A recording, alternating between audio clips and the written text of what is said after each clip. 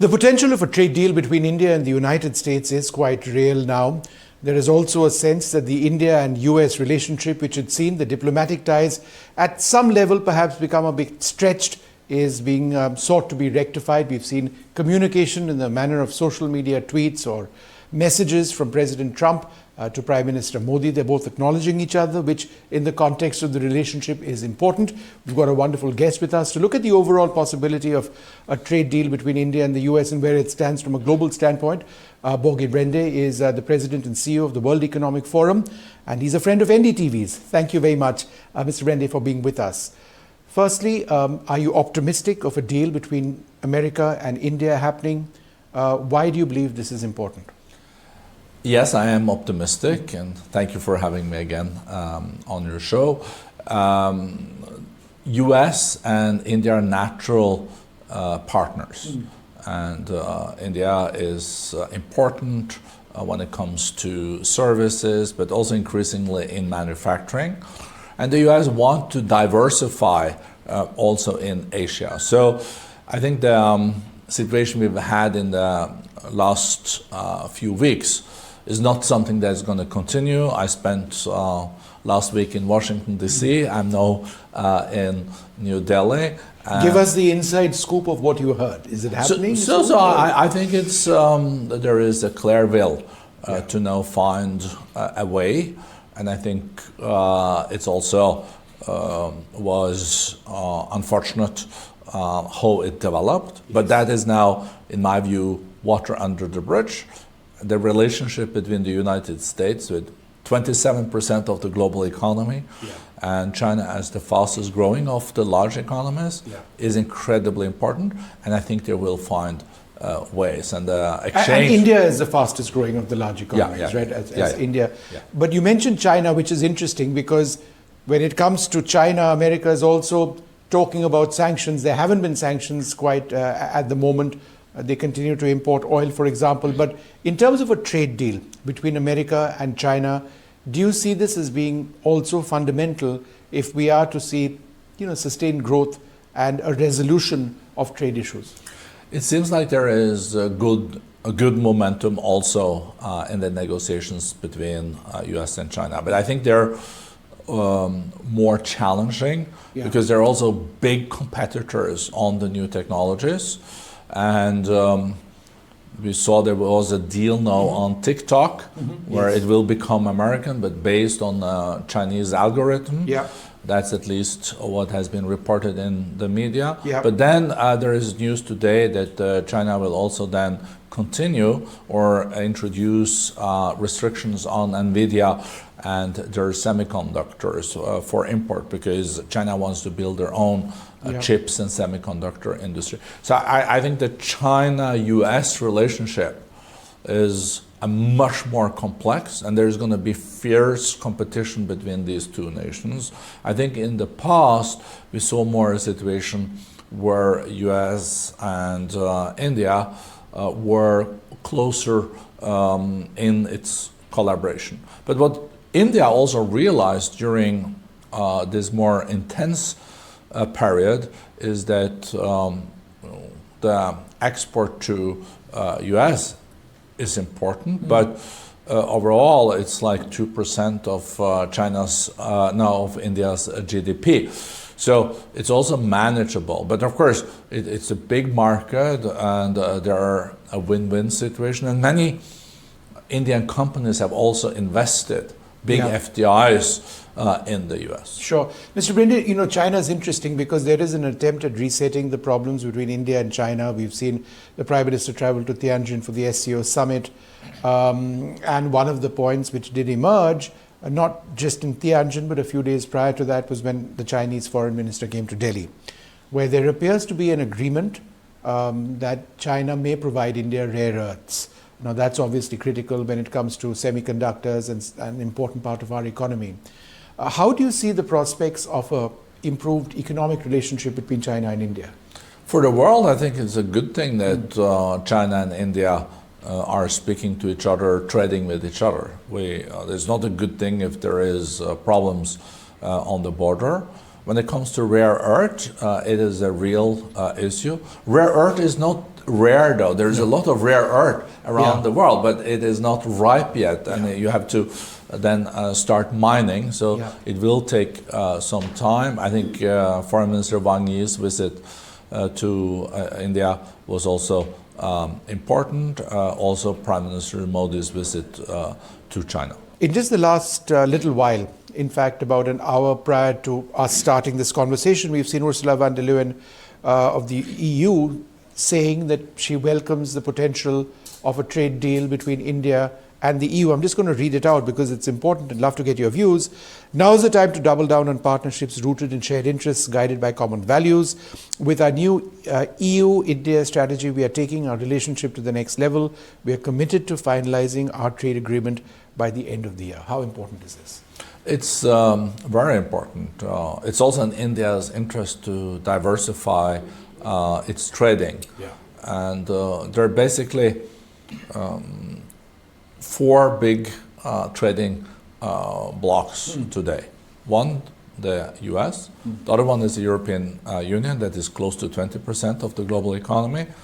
And then we have China, that is also close to 20% of the global economy. And then I would say India. India is now the 4th largest economy in the world, but in a couple of years it will be the 3rd largest economy.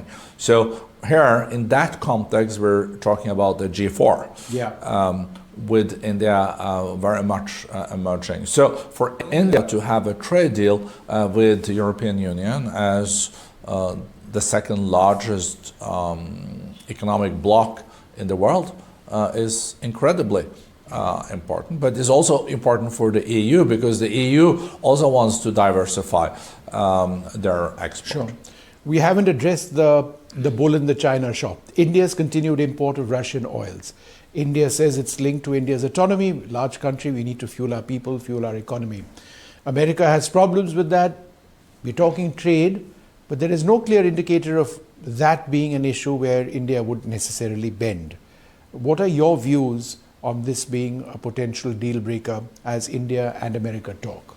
So I think in this moment, this is being discussed between DC and New Delhi. After Russia's invasion in Ukraine, there was an agreement that one could continue to buy Russian oil, but at a discount. There was set a maximum price. And that was the precondition for then buying Russian oil.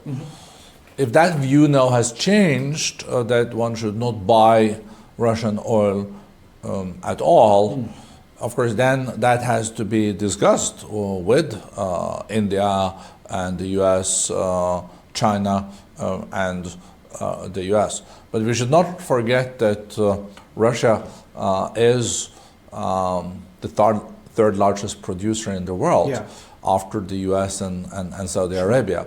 So that if you took out that Russian oil from the global market, it would possibly lead to higher oil prices. An oil shock.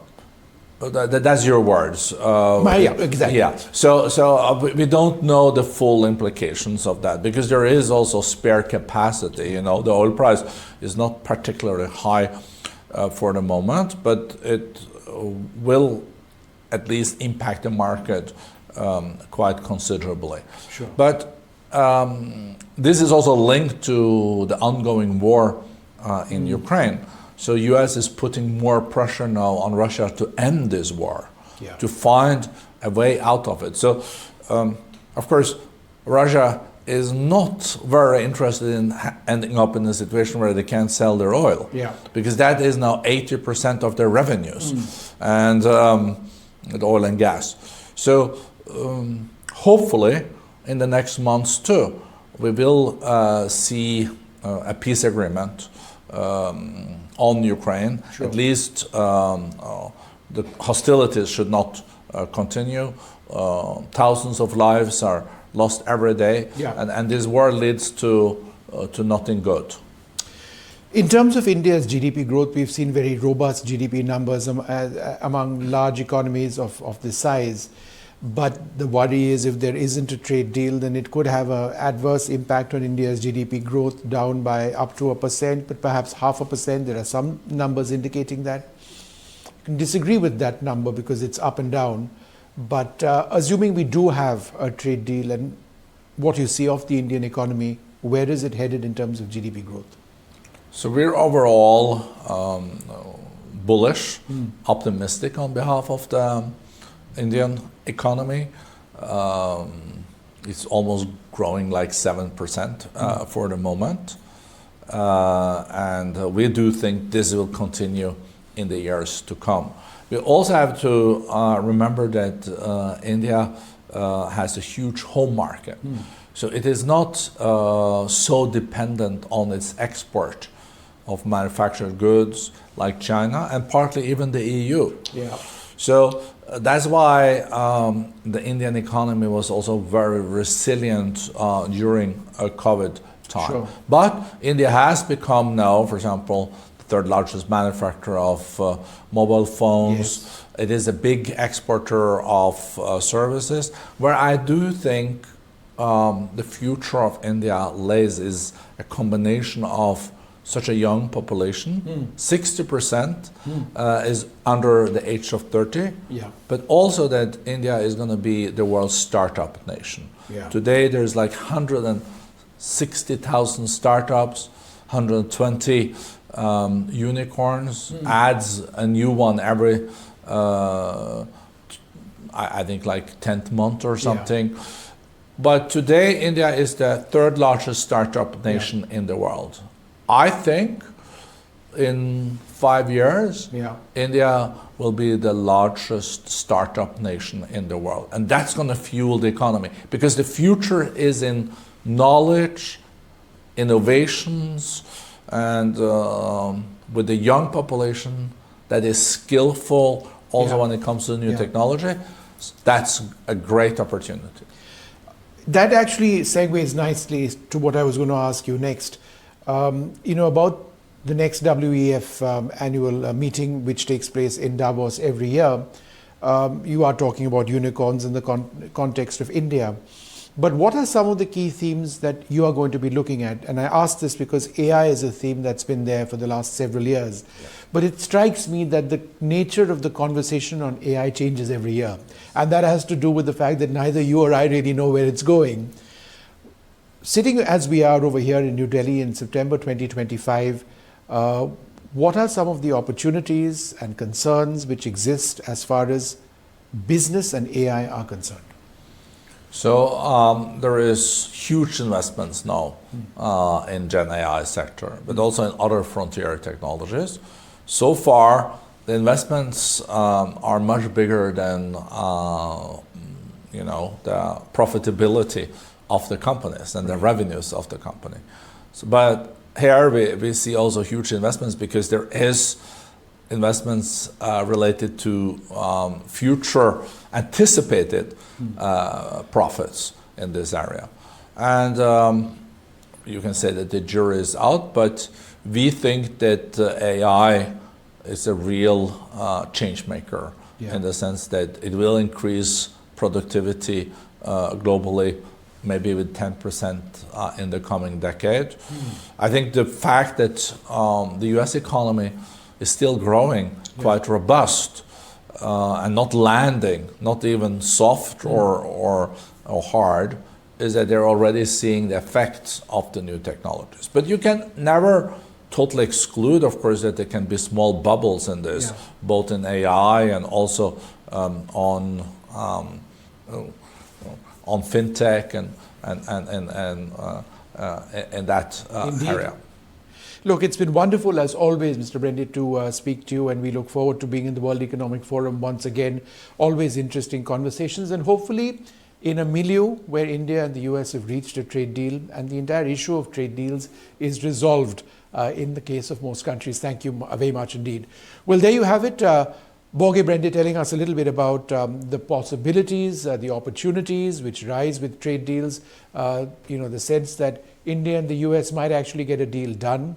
There are obviously concerns, not least of all with India's continued import of Russian oil, which New Delhi feels has to continue for our sense of autonomy. So it is complicated. The entire US-China relationship is also very complicated, but the road ahead promises to have a lot of answers, perhaps more answers than questions.